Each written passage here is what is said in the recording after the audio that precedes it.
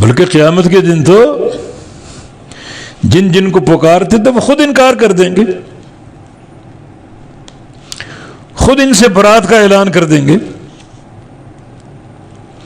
اذ تبرأ الذین تبعوا من الذین تبعوا ورأوا العذاب وتقطعت بهم الاسباب، جب ناراض ہو جائیں گے، برات کا اظہار کر دیں گے وہ جن کی پیروی کی گئی تھی، جن کی پوجا کی گئی تھی۔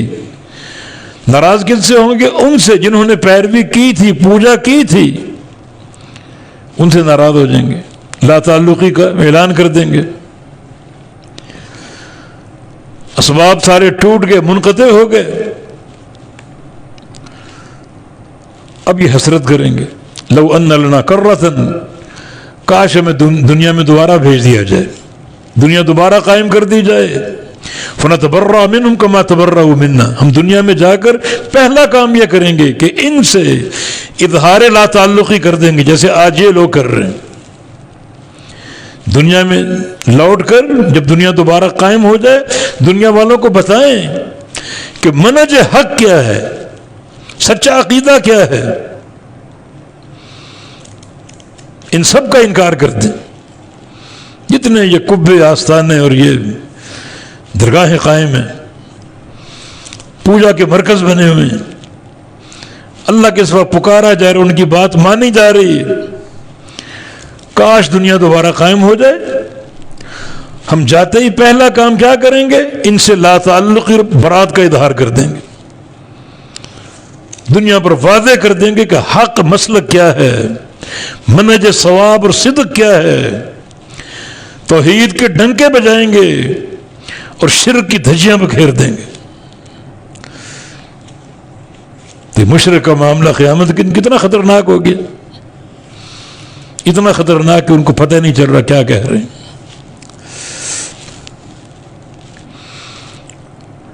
پہلے کہا صلوا عنا، ہم سے گم ہو گئے، یعنی شرکاء تھے، اب نظر نہیں آ رہے۔ پھر کیا کہ بل لم نکن ندعو من قبل شیئا، بلکہ ہم نے اس سے قبل کسی کو پکارا ہی نہیں۔ ایک دوسرے مقام پر واللہ ربنا ما کننا مشرکین، قسم اللہ کی جو ہمارا رب ہے، ہم شرک کرنے والے نہیں تھے۔ اللہ فرمائے انظر کیف کذبوا علی انفسہم، دیکھو ان کو اپنے آپ کو کیسے جھٹلا رہے ہیں۔ دنیا میں شرک کرتے رہے، آج خود اپنے فعل کا انکار کر رہے ہیں، اور یا پھر یہاں اقرار کیا کہ ہم سے گم ہو گئے، اور پھر نفی کر دی کہ ہمارے تو کوئی شریک تھے ہی نہیں، اپنی بات کو خود کاٹا، اپنی بات کی خود نفی کی، خود اپنی تکذیب کر رہے ہیں۔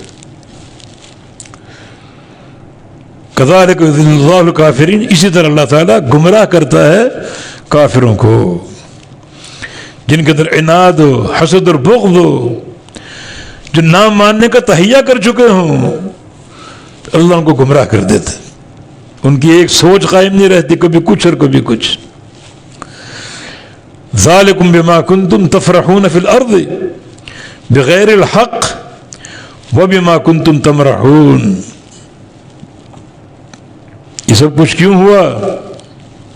تمہاری یہ باتیں اول فول اور تمہاری یہ وعیدیں، سزائیں، سنگلوں میں جکڑے جائیں گے، گلوں میں طوق ہوں گے، گرم پانی میں پھینک دیے جائیں گے، جہنم میں جلائے جائیں گے۔ کیوں؟ ذالک بما کنتم تفرحون فی الارض، اس وجہ سے جو تم خوش ہوتے تھے زمین میں بغیر الحق، ناحق، انہیں انبیاء کی تکذیب کر کے خوش ہوتے تھے، نبی کو چھٹلا کر اپنی باتوں پر خوش ہوتے تھے، اور اپنی باتوں کو یہ پتہ نہیں کیا سمجھتے تھے، ان پر اتراتے تھے، خوش ہوتے تھے۔